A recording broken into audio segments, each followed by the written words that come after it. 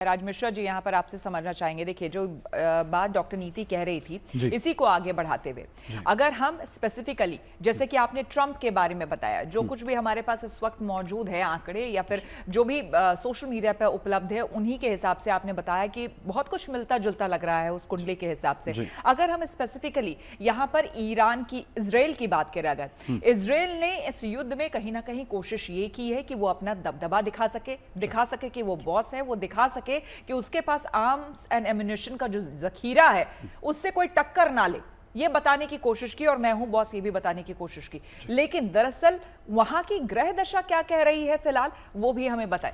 मैं दोनों चीजें आपको क्लियर करना चाहूंगा, लेकिन एक बात और भी अपने दर्शकों को क्लियर करना चाहूंगा और आपके जीएमटी के दर्शकों को बड़ा क्लियर एक चीज बताना चाहता हूं कि जनरली ज्योतिष पर श्वेता जी बहुत बार प्रश्न उठाया जाता है ना कि अगर ऐसा था तो एस्ट्रोलॉजर्स पहले क्यों नहीं बता रहे थे, या कुछ पहले प्रेडिक्ट किया हुआ था या नहीं किया हुआ था। तो ऐसा नहीं होता। हाँ, बट मैं क्लियर कहना चाहता हूं, ये हमारा पंचांग ना श्वेता जी 2 वर्ष पहले छापा जाता है जनरली। अगर आप चाहेंगे अभी जाकर के कि मुझे 2026 का पंचांग मिल जाए तो आपको आराम से मिल जाएगा। और मैं स्पेसिफिक आपको बताना चाहता हूं कि इस पंचांग में जो कुछ अभी तक हुआ है वो इस पंचांग में बाकायदा वर्णन है, लिखा है। इससे जो आप मैं चाहूंगा युद्ध हुआ वो उसमें मैं बताना चाहता हूं, मैं चाहूंगा उसे कैमरे पर इसको आप स्पेशली पढ़ें अगर हो सकता है तो।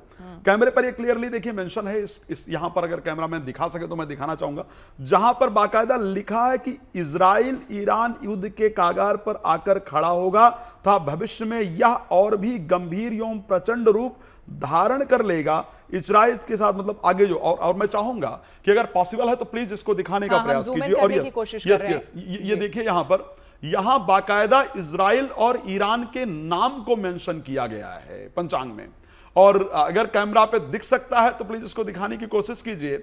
और अगर पॉसिबल नहीं है कि कैमरे पर दिख सकता है, दिख रहा है, बिल्कुल दिख रहा है। यस, तो यहां पर आप लोग बाकायदा इजराइल और ईरान के नाम को देख सकते हैं और आगे क्या होने वाला है। मैं बार बार इस बात को कह रहा हूं, मैं चाहता हूं कि विश्व के अंदर शांति हो, और 7 जुलाई के बाद जब बृहस्पति का उदय होगा तो वहां से शांति की वार्ताएं प्रभावी होंगी। अब मैं चाहता हूं एक बार आप भी ये नाम को अगर चाहें तो आप पढ़ लें, यहां मैंने मार्क कर रखा है, आप इजराइल और ईरान के नाम को बाकायदा पढ़ सकते हैं। इसमें जो अभी इन्होंने मुझे ये दिया है पंचांग, मैं आपको बता दूं, और खास करके इन्होंने मार्क किया है, मैं इसको पढ़ने की कोशिश करती हूं। इसमें लिखा है, गाजा का संघर्ष, इजराइल ईरान युद्ध के कगार पर आकर खड़ा है।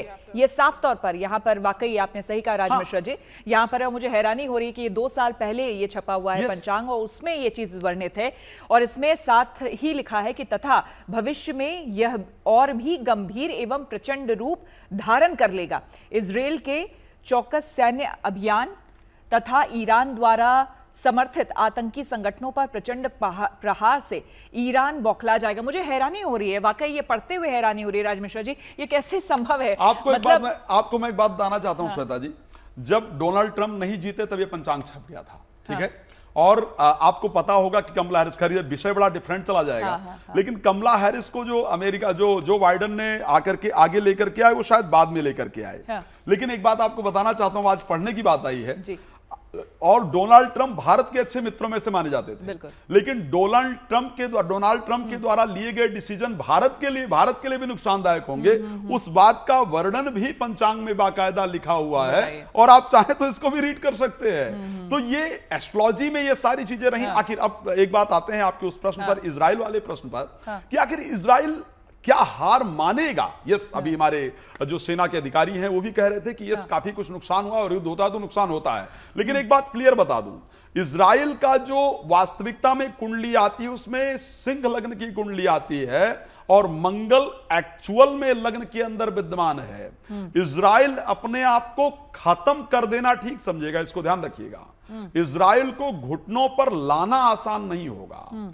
इजराइल वाक्य में इस प्रकार का सिंह लग्न में मंगल का विद्यमान होना, और इजराइल के इस टाइम पर बृहस्पति की दशा चल रही है, बृहस्पति की अंतर्दशा चल रही है, और बृहस्पति इजराइल के 5th हाउस के अंतर्गत बैठे हैं। 5th हाउस ब्रेन का हाउस है, 5th हाउस कूटनीति का हाउस है, और इजराइल की कुंडली में बाकायदा 10th लॉर्ड और पंचम लॉर्ड का जो एक राजयोग है शुक्र और बृहस्पति का, वो बहुत बेहतरीन है। तो इजराइल एक तो लग्न में मंगल होने के कारण किसी प्रकार से डरे या उसको समझे इस प्रकार की कंडीशन नहीं है, इजराइल मानेगा नहीं।